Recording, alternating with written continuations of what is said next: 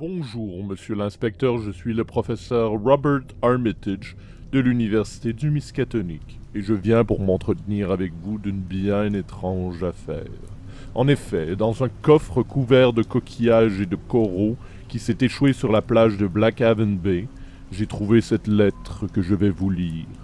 Je considère qu'il est de la plus haute importance de faire suite à cette brève qui n'est pas sans empreinte d'une détresse que je n'avais jusqu'alors jamais rencontrée dans ma vie.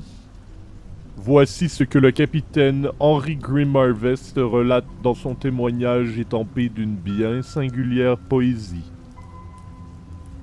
Juin 1932. J'étais sur mon chalutier branlant et élimé, à la coque quelque peu dégarnie, au beau milieu de la mer, et je voguais sous le regard surnaturel d'une lune drôlement attentive. Je naviguais sans nécessairement avoir d'itinéraire précis, sur ce vaste étendu marin au gré d'un vent qui n'était guère de très bon augure, jusqu'à brutalement m'échouer sur les rives basses d'un récif qui me fut jusqu'alors inconnu.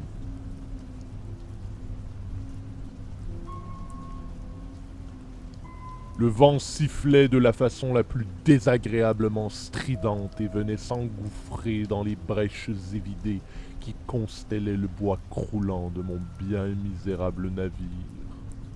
Les arbres matures et épinés, dépourvus de feuilles, tremblaient sous ce courroux éolien méphistophélique.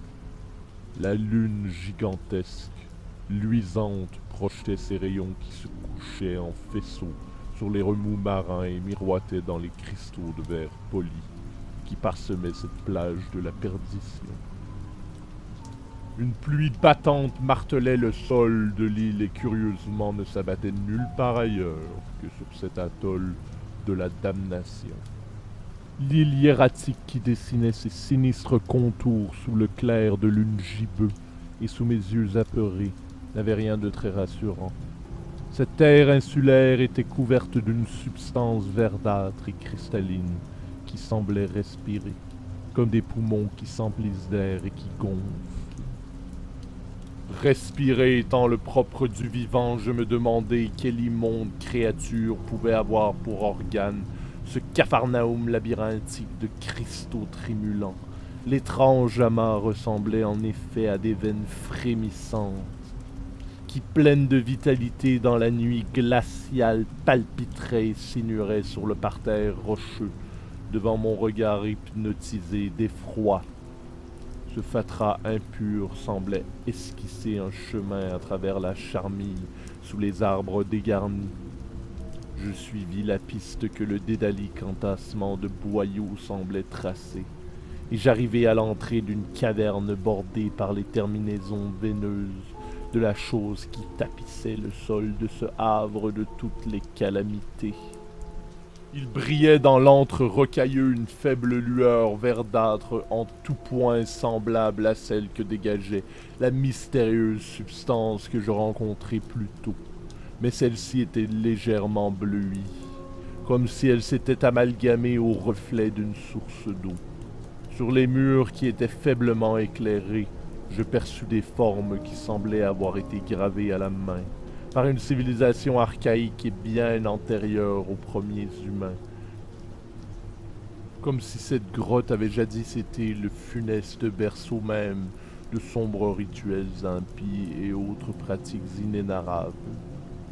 Les parois de l'antre rocheux étaient parsemées d'une espèce de substrat noirâtre et qui dégageait une putride odeur qui n'était pas sans rappeler l'odeur du poisson pourri. Une odeur de fond de mer qui eurent connu au fil des millénaires l'empilement et la sédimentation de moult cadavres de quelques infâmes espèces marines.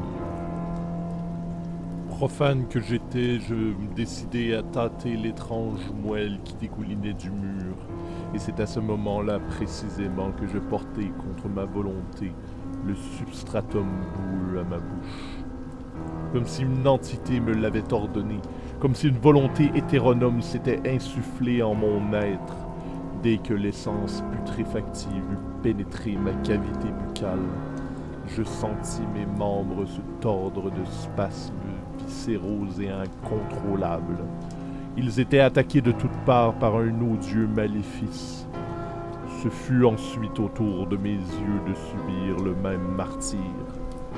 Même si cette sensation est tout à fait indicible, je sentis les pupilles de mes globes oculaires s'écarquiller jusqu'à éclater. Ma vision se fit floue, comme si j'avais regardé à travers une vitre couverte d'eau. J'eus l'impression que mes veines, ces vulnérables boyaux de chair emplis de sang, allaient éclater les uns après les autres, qu'un caillot allait monter jusqu'à mon encéphale et que j'allais devenir fou, complètement timbré. Après quelques instants, les divers maux dont j'étais affligé se calmèrent et je pus enfin, ou peut-être pas, si heureusement que ça, voir ce que recelait cet antre mystérieux. Les murs s'élevaient tantôt sous la forme d'une pyramide et un instant après, sous une autre forme innommable, comme si elle n'avait de cesse de se métamorphoser. À l'apex de celle-ci trônait une espèce de cristal bleuâtre qui diffusait une lumière vacillante, comme les reflets de la lune sur les remous de la mer. Il y avait au centre du caveau une sorte de bassin qui avait sans doute connu de sordides rituels de quelque noire sorcellerie antique et oubliée. Ce réservoir était ceint de pierres à la géométrie non euclidienne qui ne faisait référence à aucune forme terrestre connue, ni dans les rêves et encore moins dans la matérialité. Soudain, un sifflement sourd et strident retentit au même moment où je m'affairais à observer le bien étrange spectacle. Ma vision se brouilla et c'est à partir de ce moment précis que je n'eus plus aucun souvenir de ce qui s'était passé après durant cette nuit-là. Plus tard, je crois que je me réveillai tout en sueur sur un bloc de pierre et je palpai mon visage pour me rendre compte que je saignais à grands flots. Je devais m'être cogné la tête sur une autre dalle rocheuse en m'évanouissant. Voilà qui était l'explication la plus logique. Il me vint, plus tard, comme une soudaine folie, l'envie d'écrire. Non pas de relater ce qui s'était produit, mais bien de composer un poème. Mais à qui s'adresserait-il, ça je ne le savais pas.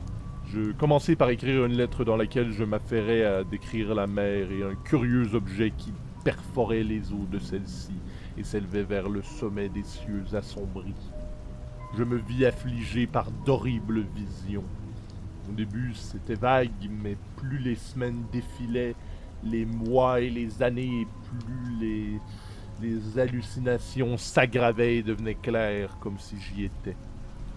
Après avoir terminé la manuscription de chaque lettre, je les insérais dans l'une des bouteilles d'alcool que j'avais emportées à bord de mon navire, et je les lançais de toutes mes forces le plus loin possible du rivage.